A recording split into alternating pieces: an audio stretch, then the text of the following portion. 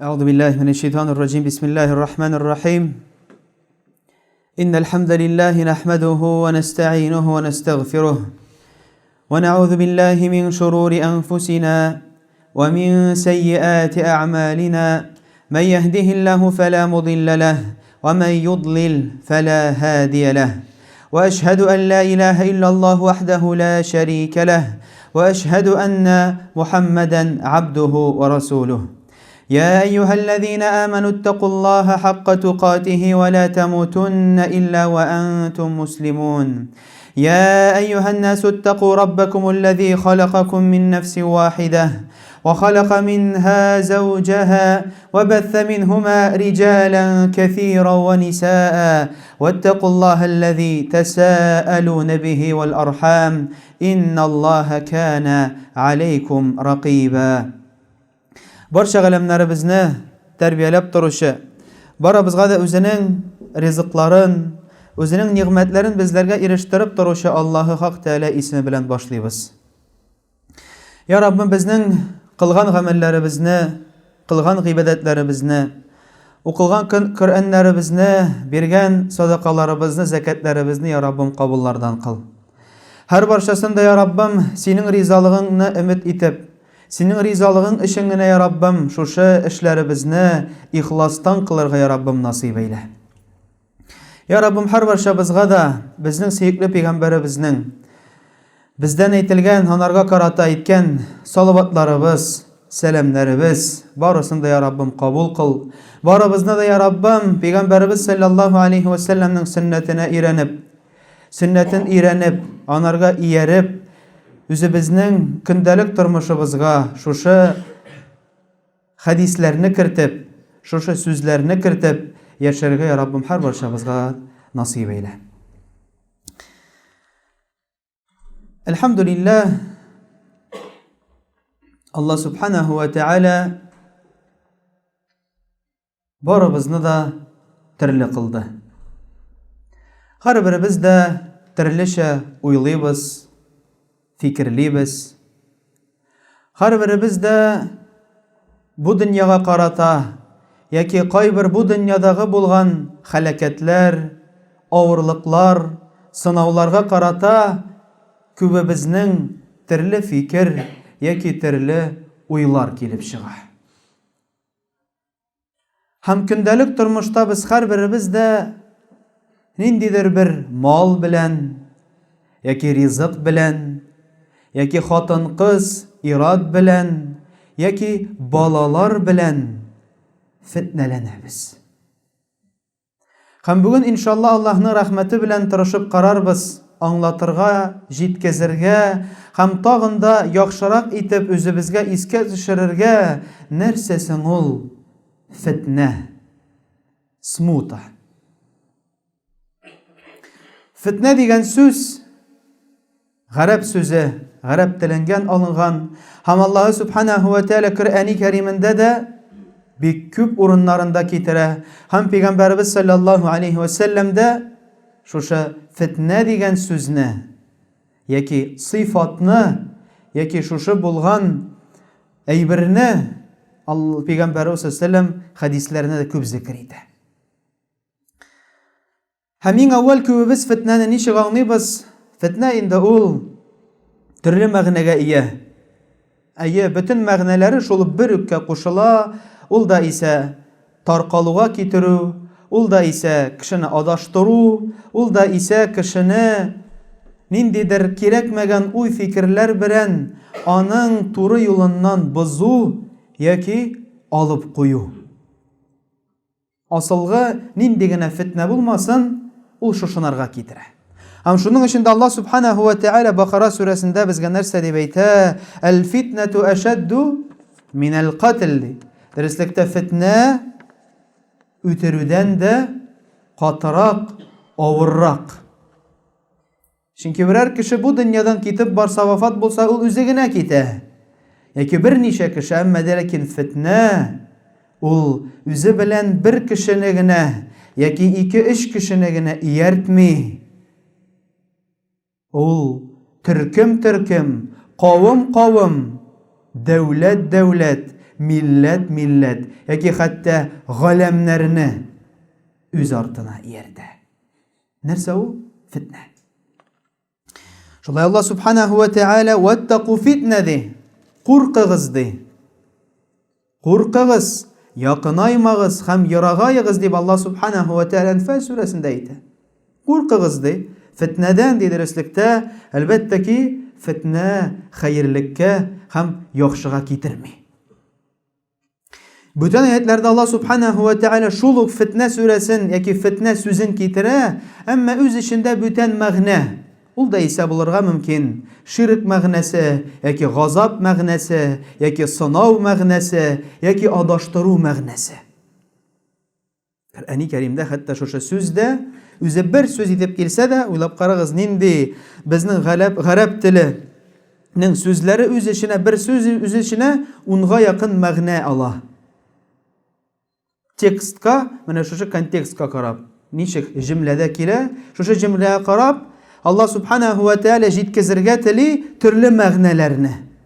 Һәм әлбәттә ки, без аны укыган вакытта дөрес аңларга тырышырга тиешбез.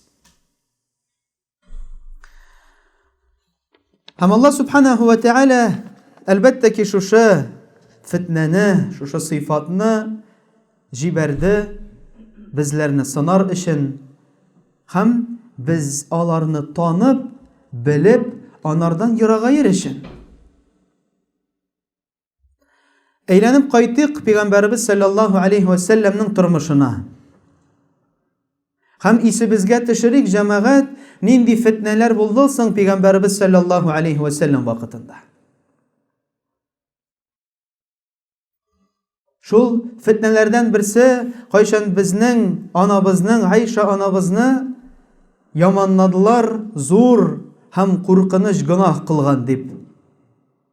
Яки кайчан мөселманнар Ухуд сугышына чыккан вакытта кире әйләнеп фитнәләндереп 300 кеше борылган булсынмы?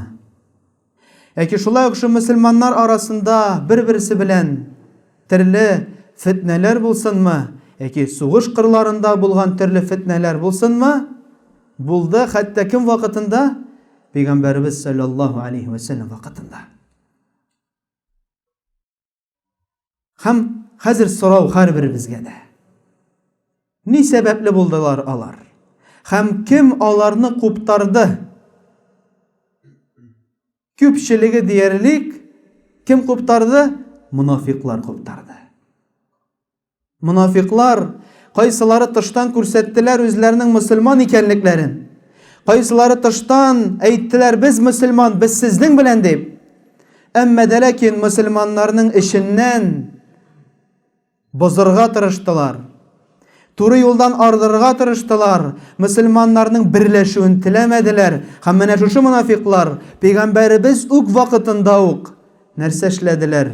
Мөселманнарын тарката башладылар. Һәм хәзерге көндә дә алар бар. Һәм хәзердә алар нишлиләр? Мөселманнарны таркаталар. Һәм Алла сакласын, җәмәгать, әгәр дә безнең берәребез шунарга сәбәп булса, Алла сакласын, җәмәгать, әгәр дә без җәмәгатьне таркалырга сәбәп булып торсак, бу бит зур гынах. Пәйгамбәрбез саллаллаһу алейхи ва саллям үзенең хадисендә нәрсә дип әйтә? Бухаридә китерә хадис. Мән ра'a мин әмирихи шәй'ән юкраһу. Кемдә кем күрә икән үзенең әмирендә берәр нинди әйбер, берәр нинди гамәл, кайсысы анарга ул шамый, яки берәр нинди вак булган гаделсезлек, фәльясбир алейхи, ул анарга сабыр итсен. Фәиннәһу мән фараqa al-җама'a. Кемдә кем әгәр дә җәмәгатьне аера икән, яки җәмәгатьне аерырга сәбәпче була икән, нәрсә эшли ди?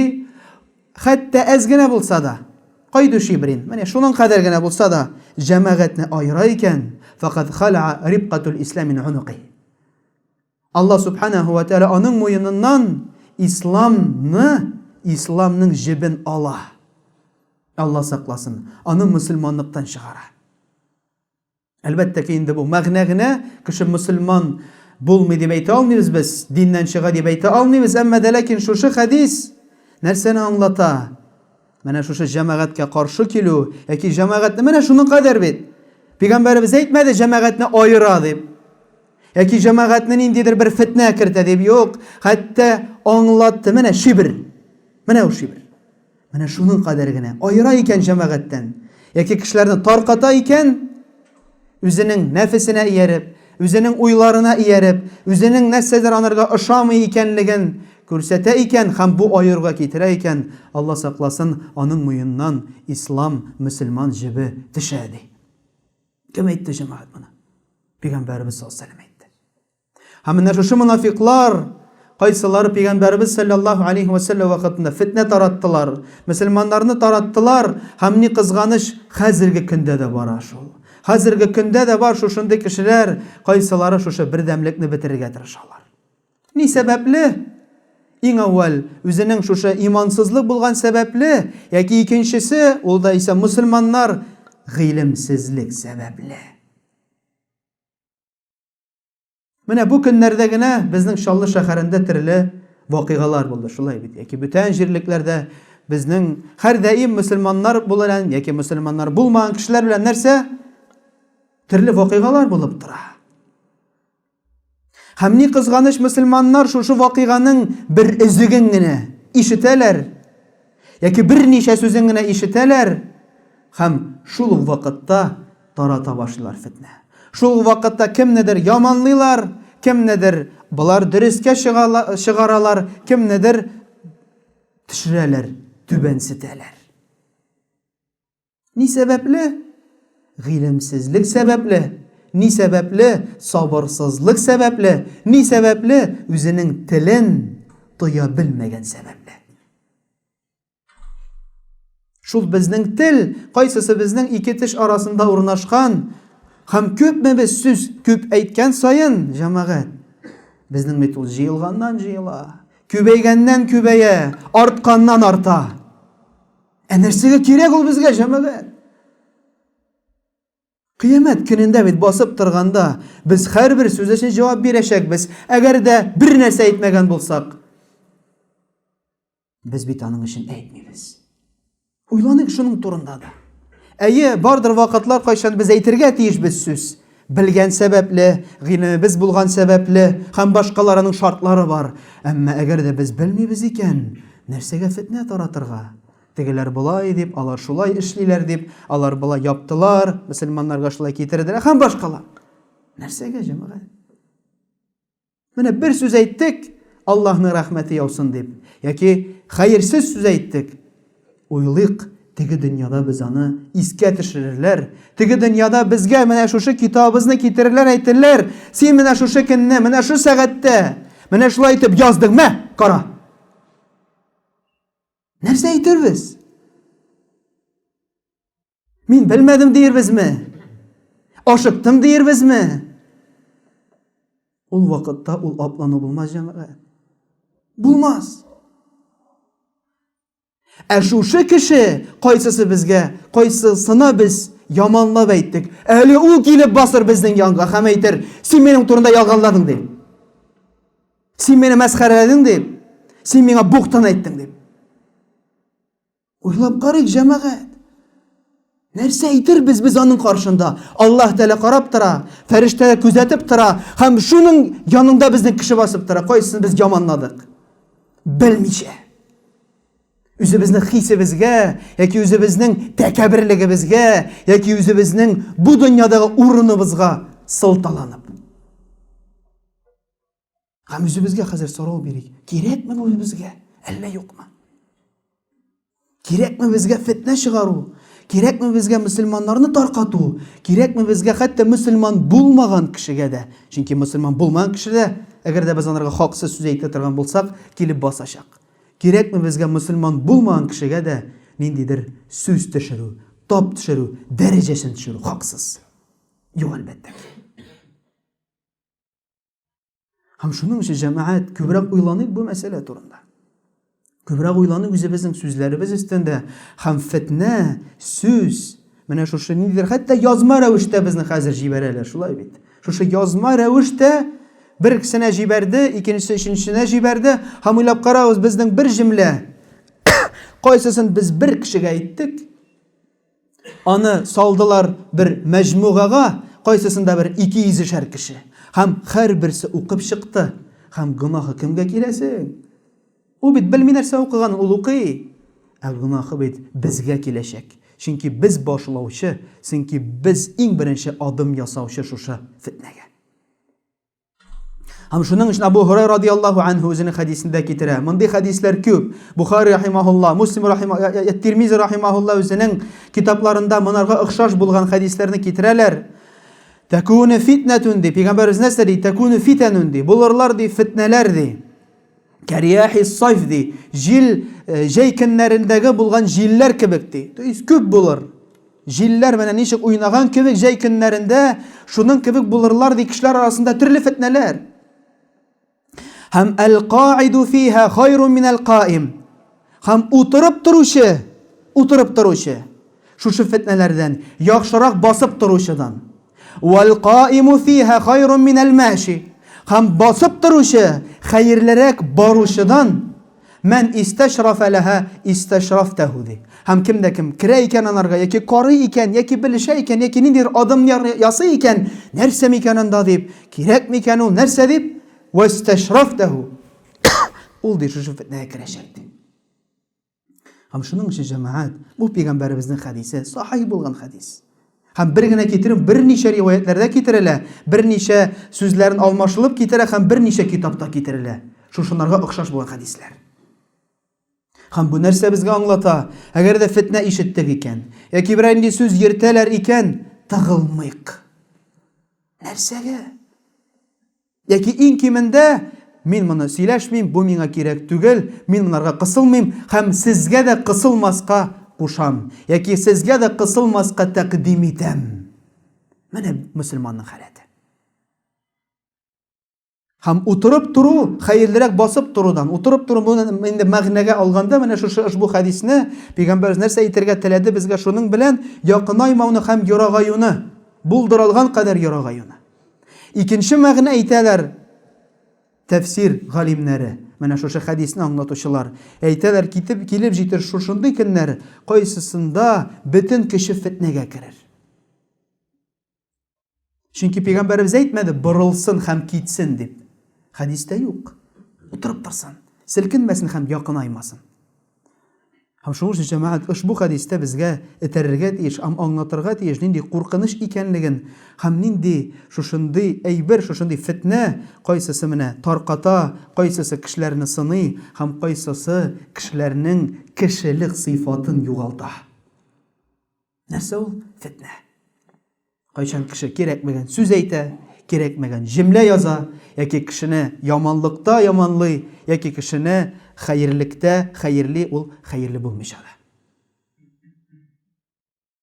Һәм икенче хадистә Пәйгамбәр саллаллаһу әйтә, "Сатакуну фитан" ди. Булыр ди фитнәләр ди. Кәқидъил лейлил музлим. Менә шушы төнге вакыттагы кебек булыр ди фитнәләр ди, һәм кеше күрмәс, аңламас, хәтта үзенең дә фитнәгә кергәнен икәнен аңламас ди. Ва юсбиху ар-раҗулу муъминан ва йумси кафир. Иртә белән мөселман, мөэмин булган кеше торыр иртәнге вакытта мөэмин булып ди. Килеп җитер кич ди, һәм ул ди кафир булыр ди. Диннән чыгыр ди. Ва йумси муъминан, һәм кеше ишаратыр ди үзенең кичен. Мөэмин мөселман булып тори. Ва юсбиху кафиран, һәм иртәнге вакытта инде диннән чыккан булыр ди. Яби'у ар-раҗул динаху би'арadi min ad-dunya. Һәм кеше үзенең динен сатыр ди. Дөньядагы булган малга алданып ди.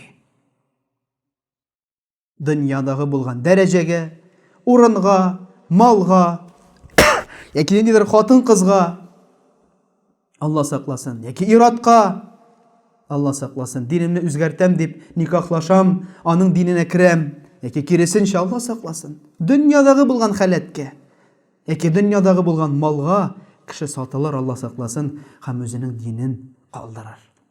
Һәм шуның өчен Пәйгамбәрбез нәрсә диде? Дуга кылырга кушты җәмәгать. Һәм безнең үстебездәге булган әйбер ул нәрсә? Иң әүвәл дуга кылу. Peygamberimiz özü dua kılarak koştu. Hatta namazının ahırında da teşehhüdün ahırında ne dedi? Dua kılarak koştu. Allahümme inna na'udhu bike min azabi cehennem ve min azabil kabr ve min fitneti mahyai ve memat. Peygamberimiz bizge dua kılarak koştu. Özü de kılaydı bizge de koştu. Fitneden sakla. Bizning nindi fitneden? Bu dünyanın fitnesinden, hem ölüm fitnesinden bizni sakla. Ve minel fitneti mesihid deccal. Alla Peygamberimiz bileydi mi? Alla uyuluydu mi onun vakitinde deccal gelir deyip? Elbette ki ul bileydi onun vakitinde gelmez deyip. Hem hatta onun vakitinde de fitne buldu şulay bit bilebiz. Kayşan bir kişini ışattılar deccalge. Andi de fitne buldu. Peygamberimiz dua kılaydı. Nerse deyip? Sakla deyip bizni. Mana şu dünyadagi bulgan yaşav fitnesinden, ölüm fitnesinden, hem deccal fitnesinden. Yaki dua kılaydı na'udhu billahi minel fiten deyip. Ya Rabbim sina sığınamın, senin yardımına sığınamın fitnelerden deyip. Bu en birincisi. İkincisi elbette ki cemaat g'ilim alu. G'ilim alu, irenu, hem üçüncüsü özümüzün tilimizni saklav, hem sabır bolu. Nimdigine halat bulmasın. Kimgine nerse aytmasın. Tilimizni saklayık. Biz saklamasak bütün bir kimde saklamayacak. Allah subhanahu wa ta'ala her biri bizge de imanlarımızı artırsın, takvalıklarımızı artırsın. Ya Rabbim her biri bizge de ya Rabbim sana gına ibadet kılıp senin turu hidayetin bileğini yaşayan ya Rabbim nasip ve müyesser kıl. Ya Rabbim her bir şahsın da şu dünyada ya Rabbim faydalı ilimlerden alıp yaşayan ya Rabbim nasip et. Faydasız bulan ilimlerden bizni sakla. Ya Rabbim bizni fitnelerden sakla. Ya Rabbim bizni fitnelerden sakla. Ya Rabbim bizni fitnelerden yaragayt ya Rabbim sinna yaragayt o şeysinden nasırıyız.